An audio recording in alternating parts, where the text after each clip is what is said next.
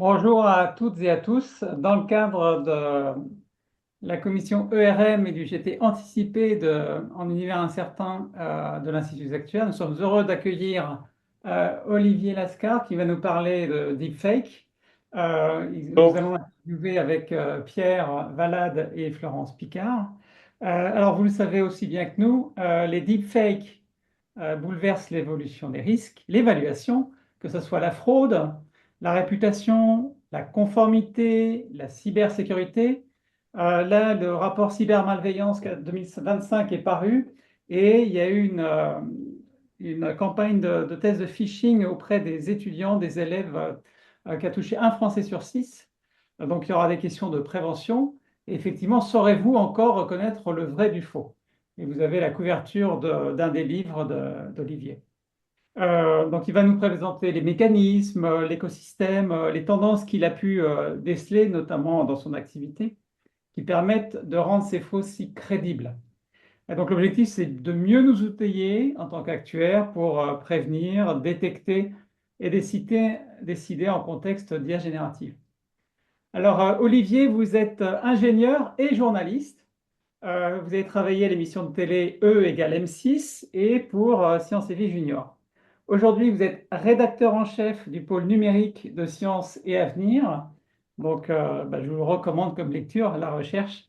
Et vous avez commis trois livres, donc Deepfake, dont nous allons parler aujourd'hui, une enquête sur Elon Musk, l'homme qui défie la science, et on voit les tentatives y compris de modifier les règles d'injection d'un nouvel entrant en bourse dans les indices.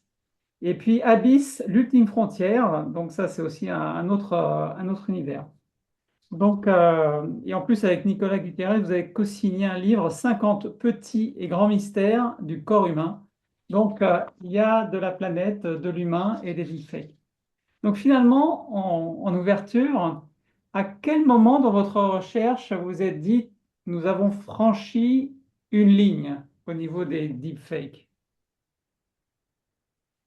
alors, d'abord, je vais vous remercier de cette invitation et de l'occasion que vous me donnez de parler de mon travail. Effectivement, comme vous le disiez, je suis ingénieur de formation, ingénieur de diplôme et journaliste. J'ai toujours travaillé comme journaliste et les livres que j'ai faits, que vous avez cités, sont des livres qui découlent de ma démarche de journaliste. S'agissant de Musk, par exemple, qui a été mon premier livre, c'est voyant que tous les jours, il était à la source d'une nouvelle actualité et que moi, en tant que rédacteur en chef d'un site web quotidien, qui est le site web de Sciences et Avenir, j'étais confronté à cette actualité. J'ai éprouvé le besoin de faire un tri entre ce qui était pertinent scientifiquement, technologiquement dans l'offre de Musk et ce qui relevait du marketing ou de l'esbrouf.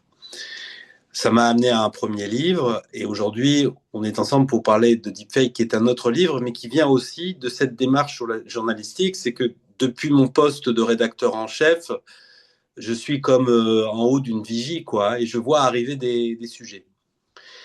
S'agissant des deepfakes, le moment où j'ai eu l'impression qu'on avait franchi une ligne rouge, c'est lié à une expérience cinématographique. Ça arrive en 2016, un an avant que le terme de deepfake commence à émerger. Et c'est pour un gros film, un blockbuster, un film de la saga Star Wars, dans lequel les techniciens ont recréé l'image d'un acteur mort depuis 30 ans. Et ce personnage joue un rôle dans le film. Le film s'appelle Rogue One. L'acteur qui renaît numériquement s'appelle Peter Cushing. C'est un acteur de cinéma, un acteur britannique bien connu des amateurs du cinéma fantastique. Il a joué dans le tout premier Star Wars en 1977.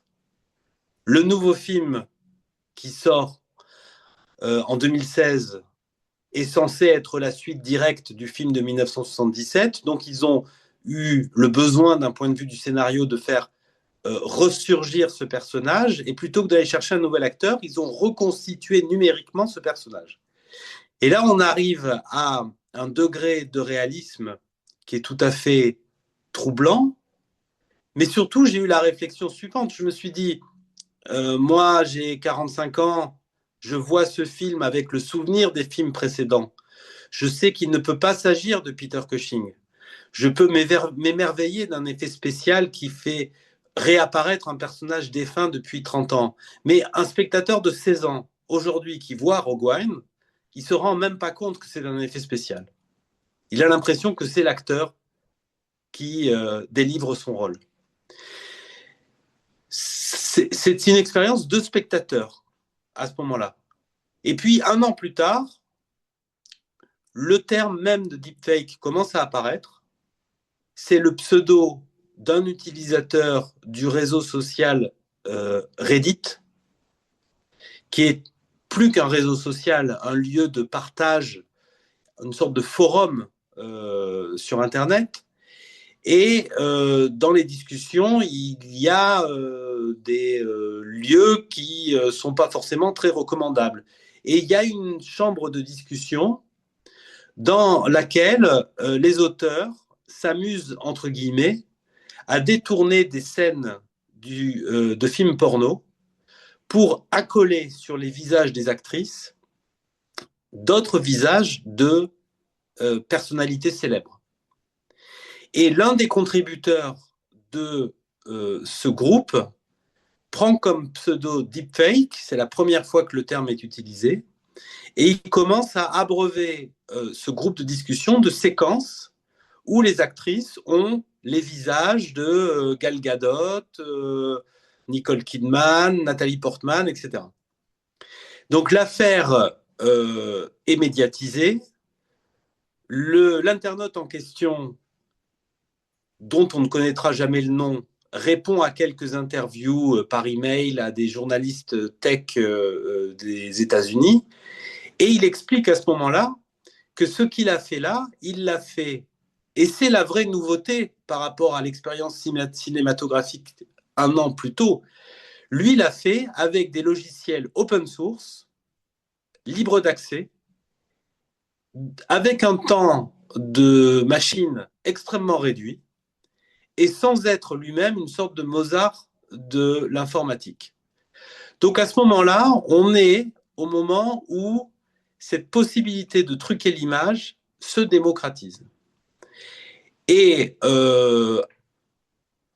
à ce moment-là, bah, moi, en tant que journaliste, utilisateur d'Internet, citoyen, bon, je commence à être un peu alerté.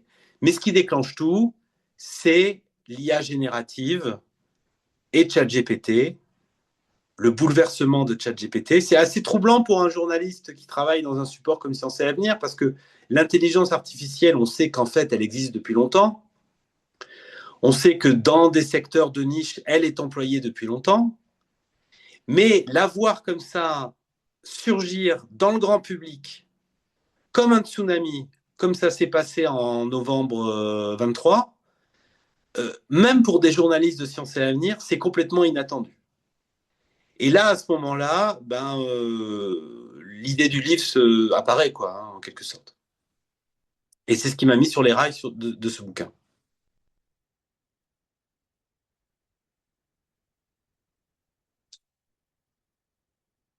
Ah, je vous entends pas, Florence. Votre cible de lectorat, les gens à qui vous voulez passer un message, c'était qui? C'était tout le monde? Vous vous êtes exprimé sans avoir idée à qui vous parlez exactement, et vous vouliez réveiller quoi chez les gens avec ce livre? Alors moi, dans ma démarche de journaliste, j'ai toujours eu la même perspective qui était de m'adresser au plus grand nombre. J'ai jamais voulu parler aux niches, si je puis dire. Sciences et Avenir est un journal spécialisé, hein, son nom l'indique, mais c'est un journal qui a vocation à être lu de tout le monde, Moi, qui est grand pour, public, qui est quand même grand public. voilà, qui est grand public. Le site web l'est encore plus. Mm. Il y a un constat aujourd'hui encore plus aujourd'hui que ce ne l'a été dans le passé, qui consiste à voir que les sciences infusent toutes les strates de la société. Les sciences et la technologie ont un impact sur nos vies, sont une grille de lecture pour les grands débats de société. Le réchauffement climatique, les biotechnologies, les vaccins, l'intelligence artificielle, la science, elle est partout. Donc ma démarche de journaliste, c'est de parler de ces sujets-là qui peuvent faire peur, a priori, justement aux non-spécialistes, mais en allant les chercher, ceux-là, peut-être par la Manche, pour leur dire non. Et d'une, ça peut être intéressant, et de deux, vous allez comprendre, et de trois, il faut comprendre parce que ça vous concerne. Les trois étapes. Ouais, je crois. Et s'agissant de l'intelligence artificielle, au travers des deepfakes, j'avais envie d'aborder un sujet qui, je pense, n'est pas là pour passer simplement, hein. En tant que journaliste, j'ai vu plusieurs révolutions technologiques hein, dans ma carrière. J'ai vu la révolution du web. Aujourd'hui, la révolution de l'IA, je pense qu'elle est à peu près au même niveau. Et quand le web est arrivé, dans les rédactions, la première réaction a souvent été de faire l'autruche en disant c'est un mauvais moment à passer, le journal papier continuera toujours à exister. Bon, on voit que c'est une erreur. S'agissant de l'intelligence artificielle, c'est un petit peu le même ressort. Il faut s'y confronter. Mon livre, c'est presque une invitation à l'expérimenter, l'intelligence artificielle, pour en éprouver soi-même les possibilités, les limites et les risques. Mais en tant que journaliste, euh, est-ce qu'on peut considérer que votre message est reçu de la même manière s'il est, là je reviens au web, hein, s'il est en numérique ou s'il est en papier? Est-ce qu'on lit de la même manière du papier et un écran? On le lit sans doute pas de la même manière, mais quand un usage s'impose ou s'installe dans les mœurs, euh, on ne peut qu'en tenir compte et s'y adapter. Hmm. Il suffit aujourd'hui de prendre le métro ou le train pour se rendre compte l'appauvrissement de la quantité de lecteurs qui vont sur le papier. Je pense que il ne faut pas considérer que longtemps les reproches vis-à-vis du web venant des rédactions papier étaient que le web était synonyme d'appauvrissement, d'informations mal ficelées, de papier mal écrit. Euh, Évidemment, toutes les situations existent, mais au contraire, le web est aussi le lieu où il n'y a pas de maquette, donc il n'y a pas de contrainte en termes de signes. On peut écrire long sur le web, on peut écrire précisément, et on se rend compte à l'usage que, notamment sur le site de Sciences et Avenir, ce sont des papiers complexes qui peuvent avoir de l'audience. Ce sont les papiers qui marquent notre singularité de toute façon, qui ont de l'audience. Donc non, on ne lit pas de la même façon, mais voilà, de la même façon qu'on ne roulait pas de la même façon entre la voiture et la calèche, quoi, hein, mais on roule. Voilà. Et excusez-moi, je prends la balle au rebond, mais en fait, en parlant de singularité, donc en fait, il y a quand même une question justement, en fait, je vais le prendre sous l'aspect de la suspension d'incrédulité. Ce que ça veut dire, c'est que quand on raconte une histoire, en fait, ça marche si les gens y croient. Et donc, en fait, avec la pratique du deepfake, en fait, la question, c'est en fait, est-ce que vous avez observé, mesuré une montée en capacité à être crédible et à convaincre de plus en plus, un spectre de plus en plus large de personnes? Et en fait, est-ce que vous avez observé des seuils ou des points de pratique, de méthodes, d'outils qui ont constitué à des décrochages? Parce qu'en fait, on comprend que vous avez déjà observé que c'était accessible à des gens qui sont, on ne sait pas, c'est la profession de faire des retouches d'image et de faire du travail vidéo. Mais après aussi, est-ce que ça a été tout de suite d'une forte crédibilité ou est-ce que c'est monté en puissance dans la crédibilité des médias produits? Alors, c'est monté en puissance assez rapidement. C'est-à-dire que les premiers deepfakes à visée de manipulation du public étaient un peu formellement un peu rustiques. Ça ressemblait au jeu des 7 erreurs, quoi. Si on regardait bien l'image, on pouvait Vous avez quelques exemples? oui, par exemple, pour ce qui est de la génération d'images photoréalistes, mais d'images fixes, il y avait un gros problème à la fin 23, début 24, c'était les mains. Voilà, exactement, c'était les mains. J'essaie de la faire comme ça, c'est mieux. Voilà, voilà. Là, vous avez six doigts, vous êtes un deepfake. Et les mains, les pieds, les orteils, etc. Le fait qu'une image ait ce type d'anomalie, paradoxalement, ça n'empêchait pas forcément qu'elle soit partagée. Il y a un cas qui a été mis en avant par l'AFP au début de la guerre de Gaza. C'est une image qui prétendait montrer un Palestinien sous les bombardements, enfin dans un endroit qui avait été bombardé.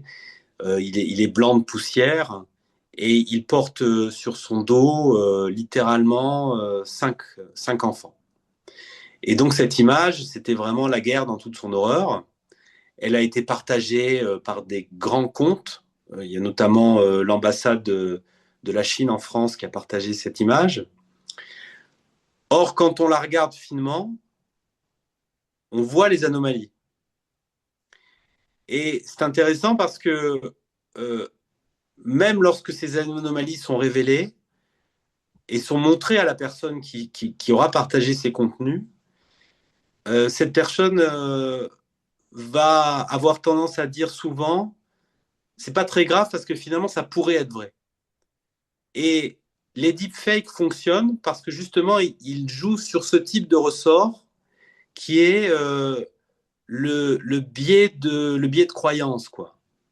C'est-à-dire que quand on a une opinion bien arrêtée sur un sujet, le deepfake est du grain à moudre. Et ça permet de faire, ça participe de son succès. En tout cas, cet exemple des doigts, des orteils, etc., qui était tout à fait pertinent il y a 2 ans, aujourd'hui, il ne l'est plus. C'est-à-dire qu'aujourd'hui, on arrive à des images avec des rendus qui sont quasiment parfaits, quoi, hein. Enfin, même parfaits. Moi, j'ai vu il y a une semaine ou deux des séquences qui ont été faites par le nouveau logiciel du chinois ByteDance, celui qui fait TikTok, la boîte qui fait TikTok. Elle propose un logiciel qui s'appelle Seedance, je crois. Et il y a des séquences mettant en scène Tom Cruise et Brad Pitt. On a l'impression que c'est un extrait d'une bande-annonce, quoi, de leur nouveau film. Bon, ben, en fait, il n'y a ni Brad Pitt, ni Tom Cruise, ni. Il y a en ce moment sur Internet, pour, en guise d'hommage à Chuck Norris, il y a plein de séquences où Chuck Norris a été ajouté à des séquences de films célèbres où il règle les conflits à grands coups de tatane. C'est un rendu qui est parfait, quoi. Alors évidemment, on reconnaît Chuck Norris, on reconnaît Terminator, on sait qu'il n'y a pas Chuck Norris dans Terminator, donc on se doute qu'il y a un problème. Mais aujourd'hui, on est à un niveau de rendu qui est parfait et qui fait que la suspicion est partout. Alors ce qui est troublant, surtout, c'est qu'aujourd'hui, on se rend compte que quand un acteur, un interlocuteur, une personnalité est gêné par un contenu photo ou image, son nouveau réflexe va être de dire que c'est de l'IA. Ça s'est vu pendant la campagne présidentielle qui a vu l'élection de Trump, par exemple, ou des images d'Américains qui accueillaient Kamala Harris à l'aéroport, des images de foule qui étaient réelles, et ben Trump les partageait en disant c'est de l'IA, il n'y a pas de foule. Et aujourd'hui, ce dont on se rend compte, c'est que pour reconnaître qu'une image est de l'IA, pour reconnaître qu'une image est du deepfake, il y a des labos qui essaient de mettre au point des logiciels, des algorithmes auxquels on fait manger la photo ou la vidéo, et en sortie, on a un pourcentage de vraisemblance qui permet de dire c'est du faux ou c'est du vrai. Ces logiciels, ils ne marchent pas bien pour l'instant. Mais ils peuvent être donnés comme preuve de la fausseté d'une image qui en fait est vraie. Parce qu'ils se trompent, parce qu'ils génèrent du faux négatif. Mais il y a eu le cas récemment avec le livre Shy Girl qui devait sortir et Hachette finalement l'a retiré parce que certains disaient que ça a été fait avec de l'IA. L'autrice a dit non, non, je n'avais pas fait avec de l'IA. Mais il y avait une sorte de chasse à l'homme sur l'utilisation de l'IA qui faisait d'une censure du bouquin, quoi.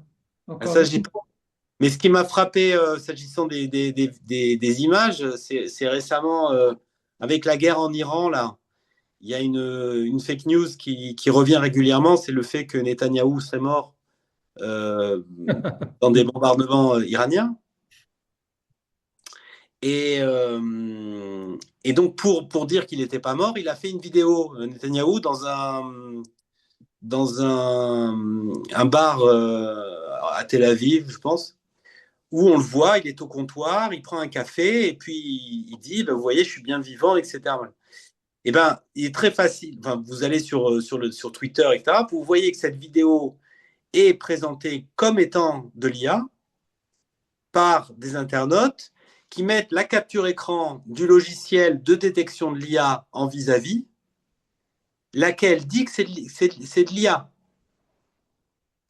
Est-ce que c'est le logiciel qui se trompe?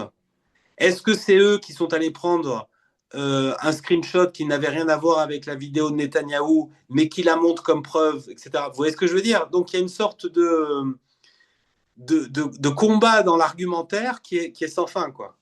En fait, et d'ailleurs, en fait, la question c'est est-ce que ça vaut le coup d'argumenter sur ce genre de débat? Et en fait, surtout, quelque part, je me fais un peu un mauvais écho d'une des questions dans le chat.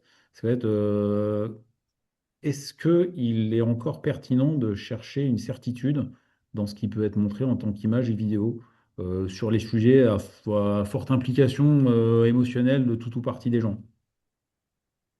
Je pense que j'ai fait l'interview d'une experte, d'une linguiste qui travaille sur l'IA là, dans le dernier Sciences et Avenir, et qui me parlait de ces questions-là. Elle me disait il y a 8 milliards de vérités subjectives et il y a une seule vérité objective. Il faut quand même avoir le goût de trouver quelle est la vérité objective. Ça, on pourra pas, c'est légitime et c'est vital quelque part. Je Oui. pense que le combat qui revient à vider la mer avec une petite cuillère, c'est de chasser toutes les fake news pour les débunker. C'est Euh, l'approche fake news qu'on a vue. Mais c'est légitime de répondre de cette façon-là d'abord, mais je pense que ça sert à rien. D'une part, parce que les gens convaincus en raison du biais de cognition dont je parlais tout à l'heure, du biais de confirmation, vont continuer à y croire. Non, ce qu'il faut, et c'est un des messages, enfin des messages, c'est un des propos que j'ai essayé de défendre dans le livre, c'est que il n'y a qu'une seule chose à faire, il n'y a qu'un seul. Il faut se poser la question de la source, quoi. Et il faut que chacun. La question de la source, c'est le réflexe des journalistes. Quand on est journaliste, il faut savoir si la source est fiable. Et il faut les croiser, etc. Bon. Mais ce réflexe, ça doit devenir un réflexe citoyen, quoi. Surtout avec les réseaux sociaux qui permettent difficilement de cibler, de dire d'où vient un contenu. Ben, c'est ça la difficulté de l'époque, parce que dans le temps, par exemple, il y avait des journaux qui étaient typés et on savait d'où on parle. Alors que maintenant, justement, ces phénomènes de réseau fait que chercher la source, c'est une sacrée difficulté. Comment vous proposez de faire pour trouver la source? Mais le journal, il existe peut-être plus en papier ou il est plus répandu en papier, mais la marque continue à exister sur Internet. Donc il faut que l'utilisateur, il faut arrêter avec une facilité de langage qui consiste à dire, et que j'entends tout le temps, moi, mais où t'as vu ça? Où t'as lu cette info? Je l'ai lu sur Google. Je l'ai lu. Lire sur Google ou lire sur Facebook, c'est comme lire un graffiti sur un mur. C'est comme voir une affiche derrière une vitrine. Euh, c'est un support, c'est un passe-plat. Ça n'est pas une source. Il faut que les gens comprennent que euh, l'émetteur, c'est le média qui endosse une information. Et si la vidéo, l'information selon laquelle Netanyahou il est mort, elle émane d'un type qui publie depuis le fin fond de son garage à Perpignan. Alors je suis de Perpignan, donc j'ai rien contre Perpignan et le garage c'est très respectueux, donc c'est pas.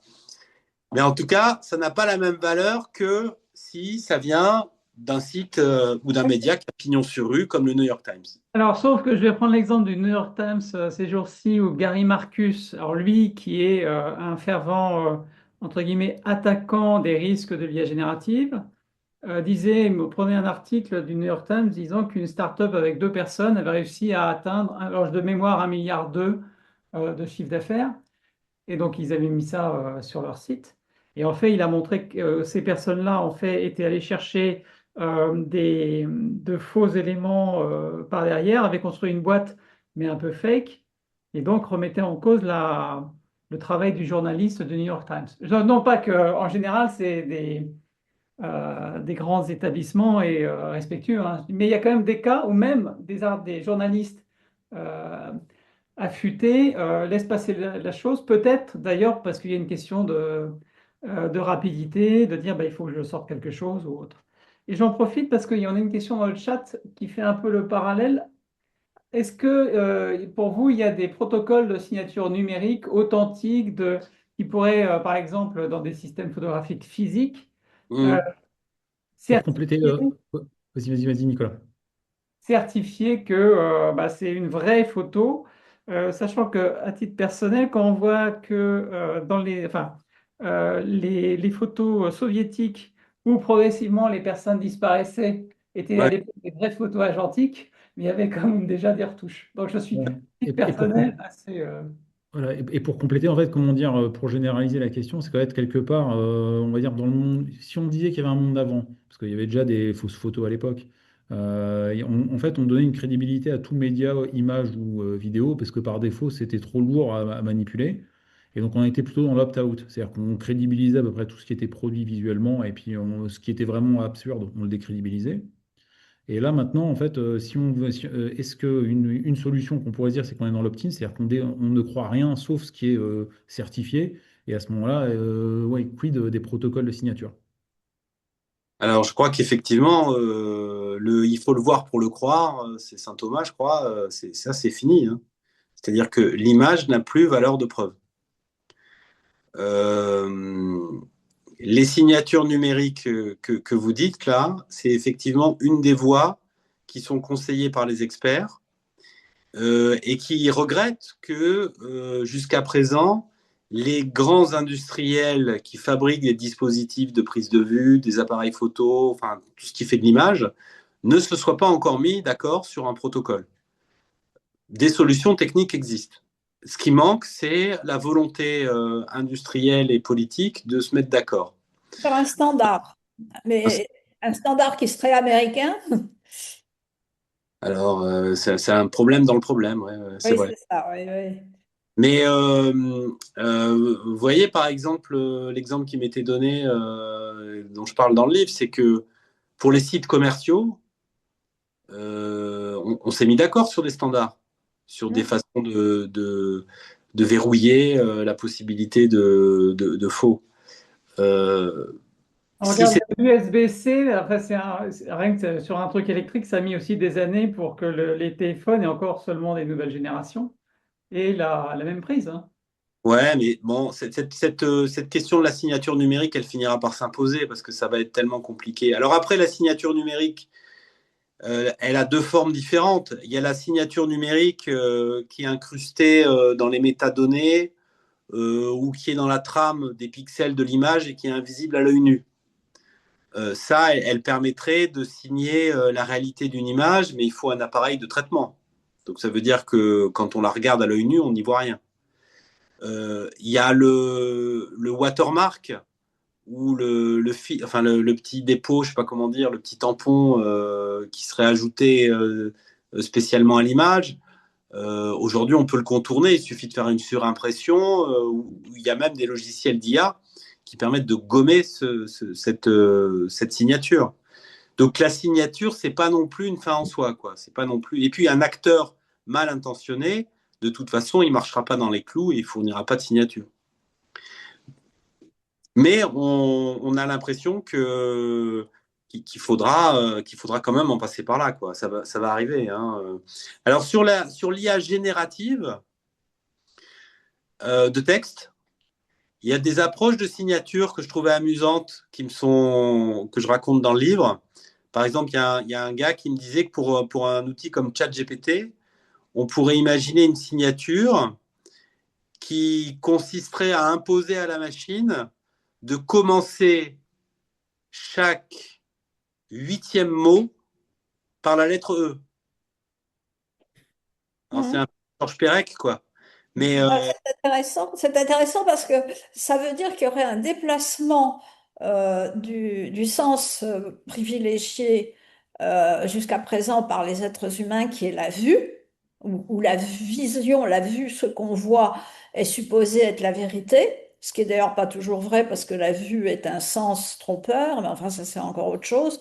Et donc, d'une certaine manière, on serait amené à le déplacer vers du texte, par exemple, ou non? pas forcément, parce que cette solution qui est astucieuse du 8e mot, elle est aussi facilement craquable. Ouais, mais Ouais. il y a pas des questions de, je crois, pour des cartes d'identité, d'utiliser des polices spécifiques, qu'il est difficile de reproduire, tout est reproductible, hein, pour identifier des faux, parce que si jamais on essaye avec des polices classiques de corriger le texte ou de le remplacer, on s'aperçoit que c'est pas la même police. Oui, Euh, mais on va apparaître plein de parades hein, comme Ouais, ça. ouais. On avait une question dans le chat sur est-ce que l'État a des initiatives à court ou moyen terme de fact-checking au collège? Parce qu'effectivement, la question c'est est-ce que, comme vous ciblez le grand public, mais il ne faut pas commencer peut-être par les jeunes, ou pas, hein, c'est une question.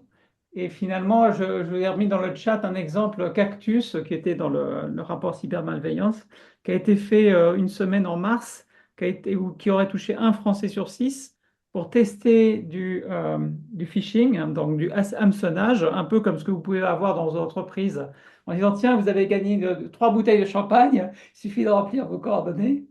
Ouais. Euh, et donc, ça marche très bien, malheureusement. Et donc, en tout cas, je trouvais sympa que le gouvernement ou l'éducation nationale ait ce type d'initiative, même si ça peut concerner bien sûr tout le monde. Mais vous avez raison, les enfants sont la première cible, hein, puisque bon, c'est les citoyens de demain, hein, c'est une tarte à la crème de dire ça, mais c'est vrai que c'est dès l'enfance que cette éducation aux sources doit s'opérer, hein. Ce qui pose la problématique des profs, hein. Est-ce que les profs sont accompagnés eux-mêmes là-dessus? Sans doute pas, hein. Donc, donc oui, les enfants, c'est la première cible. Il faut aussi comprendre, et ça vous intéressera aussi sans doute, que les arnaques au deepfake, enfin vous le savez, maintenant c'est pour de vrai, quoi, hein.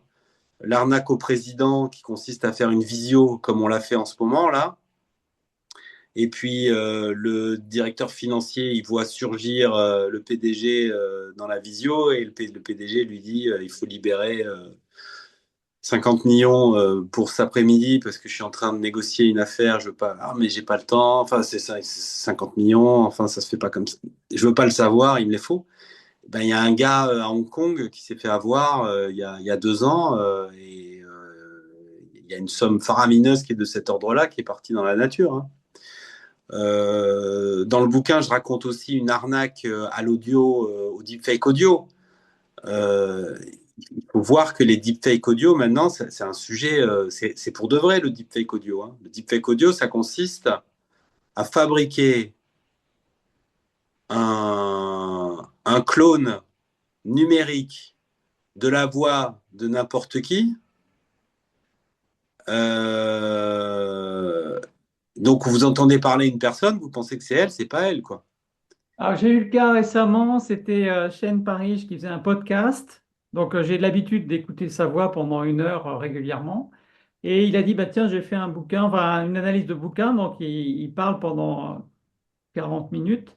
Et à la fin, au fait, je ne vous ai pas dit, mais c'était une voix synthétique. Est-ce que Ouais, vous sentiez une différence? Et en fait, à un moment donné, j'avais l'impression qu'il y avait une petite coupure, mais un ouais. peu comme s'il y avait eu un montage de post-édition. Mais sinon, effectivement, je n'avais pas vu la différence. Écoutez, alors moi, il m'est arrivé un truc un peu troublant comme ça, parce que ce que je voulais dire, c'est que aujourd'hui, ce qui m'a été dit par les experts, hein, aujourd'hui, il suffit de 5 secondes de la voix de quelqu'un, d'un enregistrement, pour en faire le clone numérique, avec des logiciels qui sont open source. 5 secondes. Alors, sur le site web de Sciences et Avenir, bon, c'est des articles écrits, hein, c'est du texte. Mais on a une fonctionnalité qui permet de les convertir en audio. On a un partenariat avec une start-up qui fait ça. Quoi. Donc, ça permet ben, aux aveugles ou dans la voiture. Bon. Et c'est lu par une voix synthétique qui a l'air vraie, mais qui est fausse. Quoi. Et alors, à un moment, la grande truc, c'était de se dire, est-ce que les éditorialistes, il ne faut pas faire avec leur voix, quoi. Et alors moi, un matin, j'arrive à la rédaction et je reçois un mail de la startup qui me dit, bah écoute, le fichier d'hier soir, le dernier article d'hier soir, c'est lu par ta voix. Je dis, ah bon, bah c'est bizarre parce que je ne l'ai même pas lu, moi, l'article. Il dit, si, c'est lu par ta voix, écoute. Alors il m'avait mis la pièce jointe et j'ai écouté et c'était ma voix. Et alors, les gars m'ont dit, ben, en fait, on a pris quelques podcasts auxquels tu avais participé et on a fait un clone numérique de ta voix. Et à l'arrivée, c'était ma voix qui lisait le papier. Donc, ça pose quand même pas mal de soucis, quoi. Hein. On ne l'a pas utilisé, hein, le fichier, hein, mais si on utilisait ça journalistiquement, mais ça existe déjà. Par exemple, je me renseignais là sur un journaliste de la Provence, parce que j'avais besoin de le contacter. Bon. Et je vois qu'il fait, donc je vois une vidéo de lui sur YouTube. Et puis après, je vois qu'il fait un édito tous les jours sur le site de la Provence. J'ai écouté un édito. De toute évidence, c'est de l'IA. C'est de l'IA avec sa voix, mais c'est de l'IA parce que pour l'instant, il manque quand même un petit truc. Il y a une intonation qui est quand même monocorde. Il y a des effets d'accélération qui sont un peu faussés, quoi. Ça marche pas bien. Mais ça va marcher de mieux en mieux. Donc c'est rentré, le gars, il a accepté que sa voix soit numérisée. Donc c'est risqué, quoi, hein, parce que ça veut dire que demain, il peut appeler son banquier en disant vendez tout avec sa voix alors que c'est pas lui qui parle. Oui, parce qu'on a une question dans le chat, alors qui n'est pas sur la voie, qui est sur le site. Par exemple, le site Un Picasso pour 100 euros.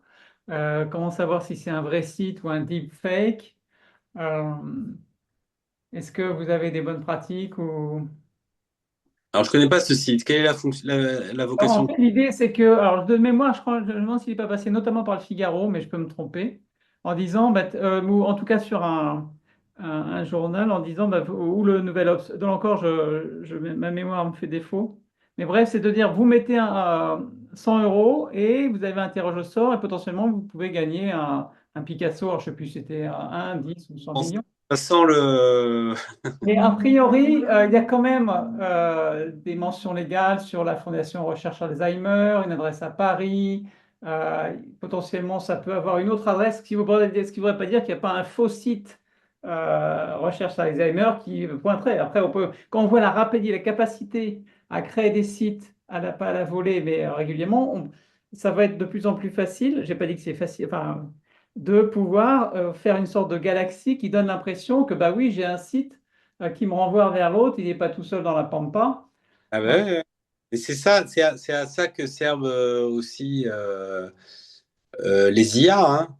Quand on est un acteur qui veut faire de l'entrisme dans un pays pour imposer un débat de société, qui l'arrange, etc. L'IA permet de multiplier les sites. Donc on a l'impression qu'il y a plein de sources différentes qui parlent de la même chose. Donc ça fait masse. Et donc le sujet s'impose sur les moteurs de recherche. Et c'est une façon artificielle d'installer un débat dans une opinion publique. La Russie a fait ça. Enfin, ça a été, enfin, il y a Viginum, qui est le policier français des influences numériques étrangères, a référencé ça à différentes occasions. La campagne municipale récente a vu des manipulations à base d'IA, hein, pour essayer. Il n'y en a pas eu tant que ça, mais il y en a eu un peu. Il y en a eu un peu avec l'utilisation de blogs calomnieux, notamment à Marseille. Ça s'est vu. Et c'est étonnant parce que même au moment de juste avant l'attaque en Ukraine, il y avait les risques de cyberattaques russes sur les Ukrainiens ou en Europe.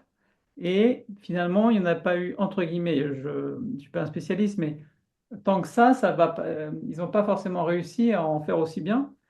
Il y avait eu la question des élections truquées ou pas, ou influencées par les réseaux sociaux aux États-Unis. Est-ce que, même si individuellement on peut être touché, il n'y a pas une sorte de protection, je ne sais pas quoi, qui fait que finalement, c'est pas si facile que ça d'inonder un pays ou, quand je dis d'inonder, enfin d'attaquer vraiment de manière cyberattaque. Non, je crois malheureusement que c'est devenu relativement facile, hein. Et s'agissant de la guerre en Ukraine, l'un des premiers actes de guerre des Russes a été de mettre hors service un satellite de télécommunication. Donc, taper sur l'aspect sur les réseaux de télécommunication, c'est devenu enfin, une arme de guerre, quoi, hein. C'est pour ça aussi qu'on voit, j'ai fait le bouquin sur les abysses, là, je me suis intéressé à ça, les câbles de fibre optique qui transportent 98% d'Internet qui sont au fond des océans. Il y a de plus en plus d'arrachages malveillants. Évidemment, pour arracher un câble qui est à 4000 mètres de profondeur, il faut avoir une infrastructure particulière. Ouais, alors, sauf qu'ils ont parfois des mal à justifier, mais non, c'était mon oncle qui traînait, je ne l'ai pas fait exprès. Donc, Ah, ouais. donc, Ouais. Et dans le bouquin, je parle d'un cas particulier où une élection a été... alors, c'est difficile de dire si l'élection elle a basculé à cause d'un deepfake, mais en tout cas, en Slovénie, pour l'élection législative fin de 24, il y a à 48 heures du scrutin, il y a un fichier audio qui a été mis sur Facebook, audio simplement, dans lequel on entend la voix de la journaliste télé la plus célèbre du pays, qui parle avec le leader du parti pro-européen, et ils expliquent ensemble la façon dont ils vont bourrer les urnes. Donc ça ressemble à une vidéo volée, enfin à un son volé, ça crachote un peu. Il y a une imperfection qui participe de la vraisemblance du truc. Et 24 heures après, c'est le leader du parti pro-russe qui a été élu. Est-ce que sans le deepfake, il aurait été élu aussi? Voilà, on ne peut pas refaire l'histoire. Alors j'ai dit ça, j'ai fait une télé où j'ai cité cet exemple et j'ai vu que la séquence, elle avait été mise sur Twitter après.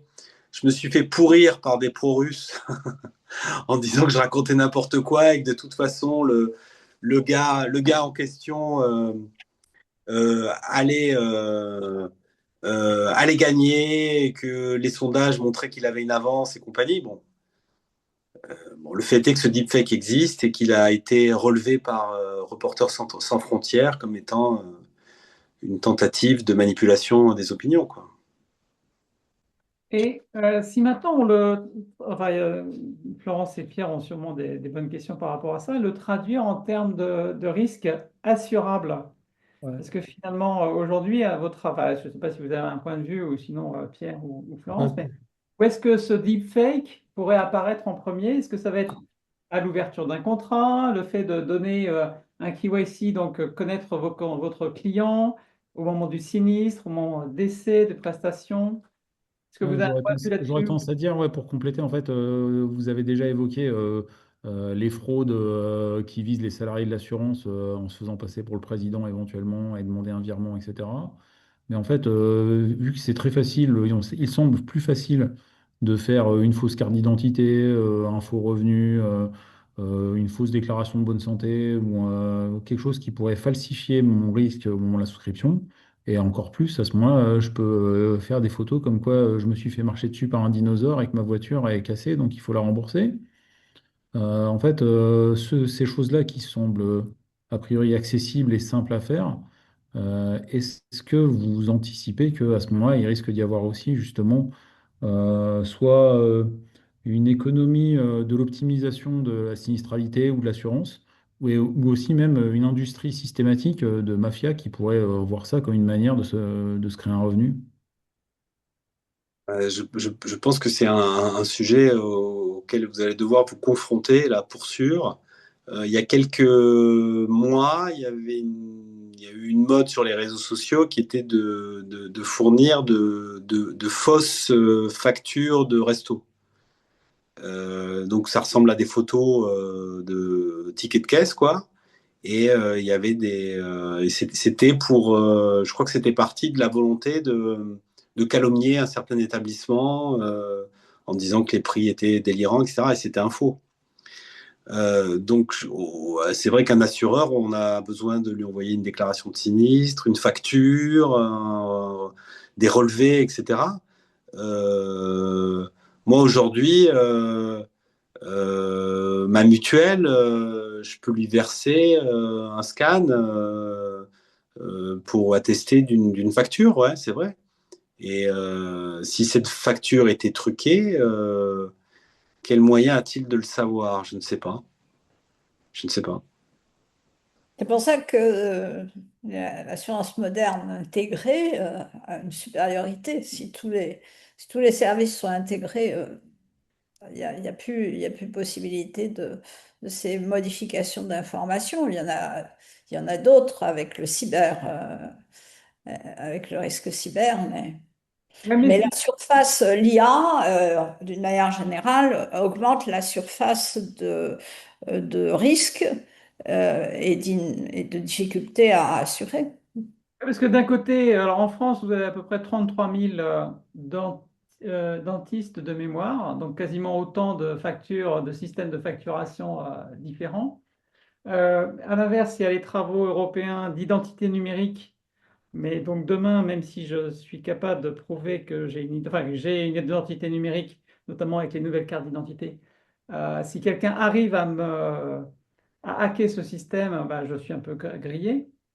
C'est pas évident, sans compter les questions de surveillance ou de vie privée. Donc il y a aussi enfin, des équilibres à trouver entre le flicage et la sécurisation très précise, individualisée et la liberté, quoi, en plus. Hum, hum.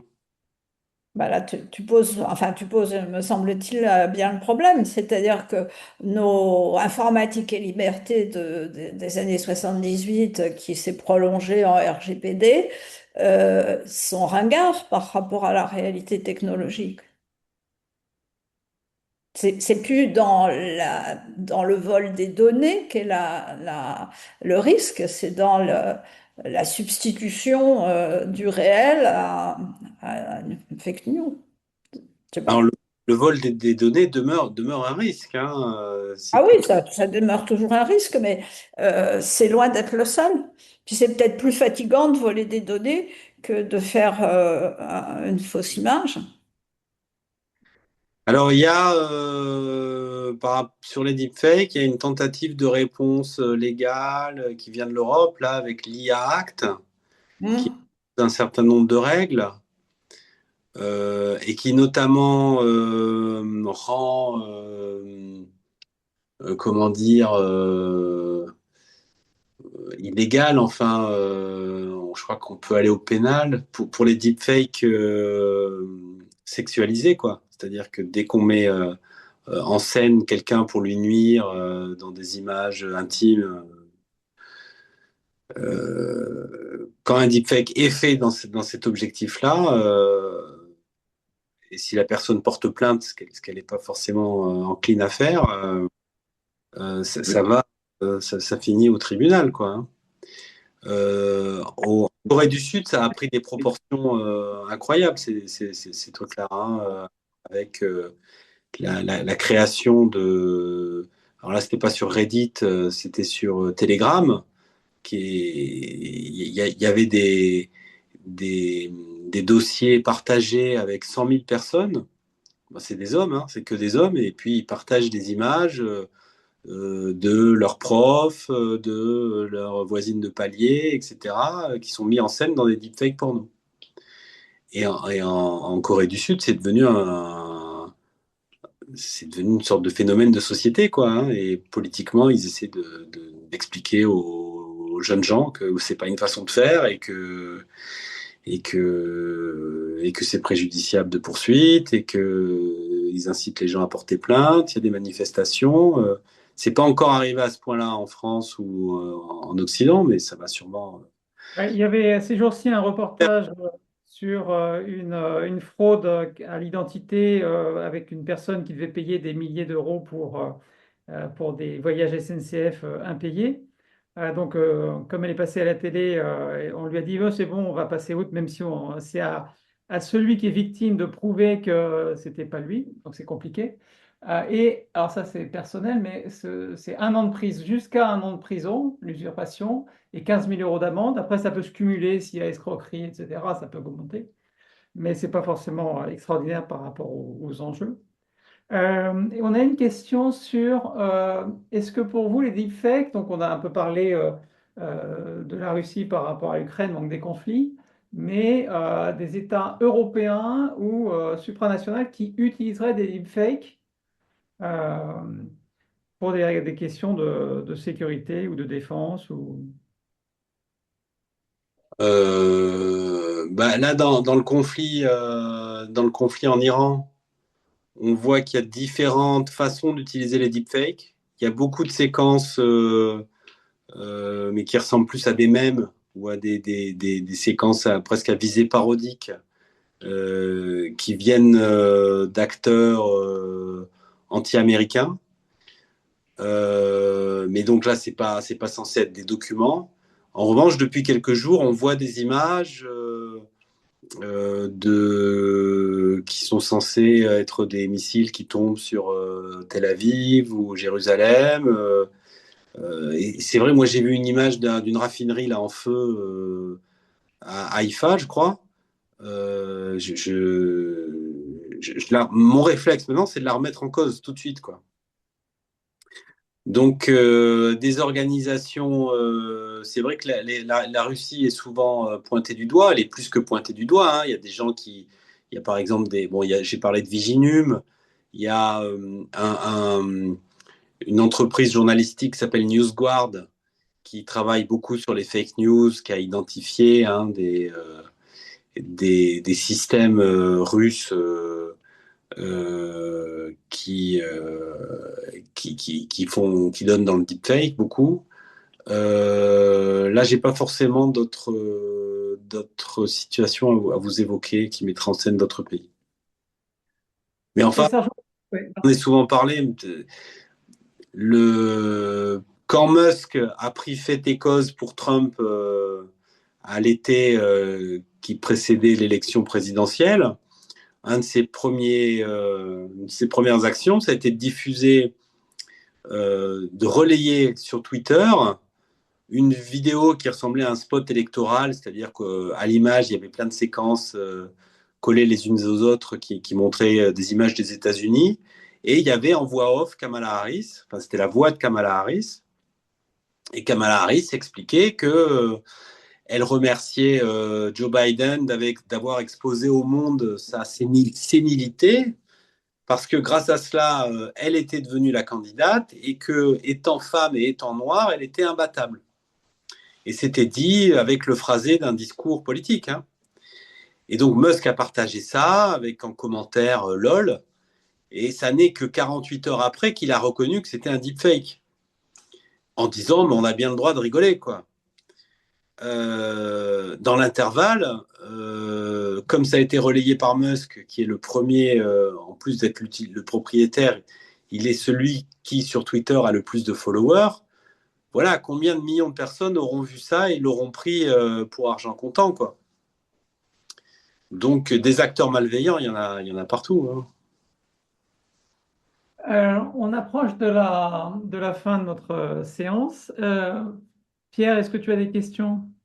Non, je pense qu'en fait, c'est plutôt, en fait, il va falloir voir comment on arrive à sortir de ce constat, au moins avec des éléments de pratique, d'enseignement, de manière d'aborder ce nouveau monde, en fait, qu'on connaît déjà, mais dans cette manière si fallacieuse de déformer la réalité. Bon, enfin, d'un autre côté, on voit, enfin, pour ma part, je vois pas toutes ces images parce que les réseaux sociaux, j'y suis pas pratiquement. Enfin, LinkedIn, il n'y a pas d'images comme ça.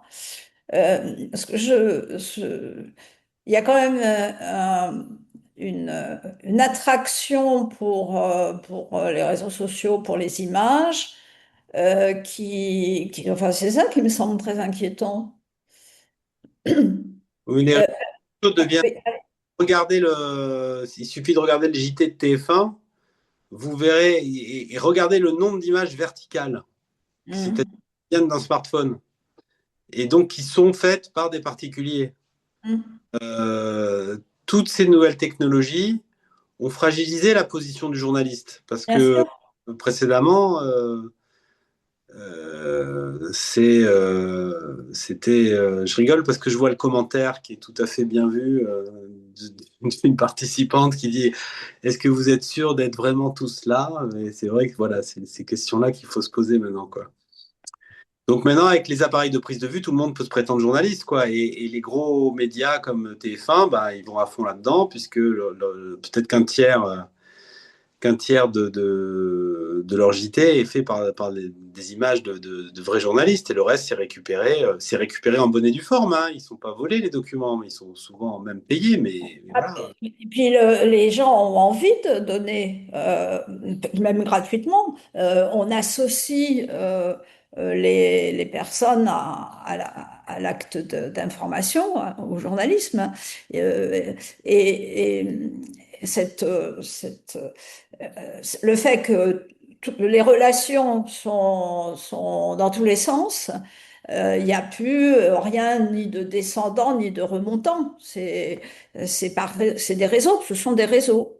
Et le fait que ce soit des réseaux complique singulièrement la chose. Après, je trouve qu'en vous écoutant, ça serait intéressant de redorer le blason des journalistes, au sens originel du terme, enfin là, le côté recherche de vérité, recherche de sources, etc. Est-ce que vous avez des lectures ou autres, au-delà du livre Deepfake ou Abyss, à nous recommander, ou des films ou autre chose? Bonne question. Alors moi, il y a un auteur que j'aime beaucoup, d'ailleurs que j'ai mis en exergue de deepfake. J'ai mis une phrase de Philippe Cadic, qui est un auteur, qui est un auteur de science-fiction, mais qui est un auteur surtout, quoi.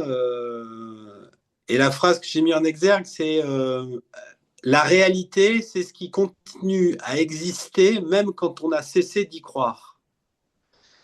Et Philippe Cadic, il interroge beaucoup la question du réel, la question du virtuel. et notre rapport au réel. L'autre jour, j'ai fait une télé et on parlait des complotistes, etc. Et le journaliste est sur France Info TV a montré une séquence qu'il avait tournée avec un platiste. Ces gars qui pensent que la Terre est plate. Et le gars, pour démontrer que la Terre était plate, il s'était construit sa fusée. Et l'idée, c'était qu'il monte dans la fusée, il décolle, il fasse une photo. Bon, il est quand même arrivé à faire une fusée, mais sa fusée, elle était mal dimensionnée, elle s'est écrasée. Il est mort. Euh, les règles de la physique, ça fait partie de la réalité, quoi. Il y a un moment, on ne peut pas dire qu'un œuf est carré s'il ne l'est pas. Donc la réalité, elle finit par gagner. Ah, c'est un super message d'espoir et positif. Oui, oui, oui, parce que la question que j'allais poser, c'est est-ce que tout ça ne disqualifie pas justement la science? Et donc, ce message optimiste, positif, est intéressant. En tout cas, un grand merci. Pardon, pardon. Non, la science n'est pas disqualifiée, la science reste un... Mais il faut comprendre ce qu'est la science et la méthode scientifique. La science, c'est pas une production d'une vérité. La science, c'est la production d'une connaissance à l'instant T. Et elle est remise en question à l'instant T plus un. Et ce que la science aura établi maintenant, ça sera peut-être euh, contredit 24 heures plus tard parce qu'il y a de nouvelles données. Alors, c'est bien parce que ça nous invite à cultiver notre esprit critique. Voilà, c'est la seule arme qui est à notre portée et qui est une arme fatale, donc il faut la conserver. Oui. En tout cas, un grand merci, Florence, Pierre et surtout vous, Olivier, pour cet échange. Je vous invite toutes et tous à lire le livre de Deepfake qui est assez sympa. Et puis, à conserver notre jus de cerveau constructif. Merci à vous. Merci Olivier c'était passionnant. Bonne soirée à tous. Au revoir. Merci beaucoup.